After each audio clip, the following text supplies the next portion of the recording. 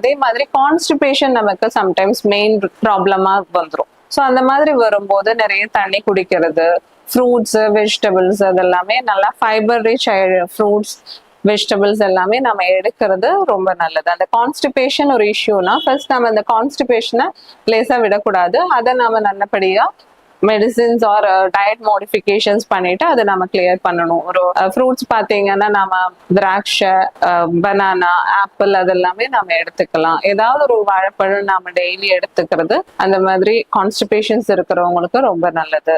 மோர் ஒரு டம்ளர் குடிக்கலாம். இன்னொன்று பார்த்தீங்கன்னா நம்ம ஆஃபீஸ்ல போறோம், நமக்கு வேலைன்னு நம்ம பிஸியா இருப்போம், நமக்கு ஃபுட் சாப்பிட்றதுக்கு டைம் அப்படின்னா நம்ம ஃப்ரூட் ஜூஸஸ் எடுத்துக்கலாம்.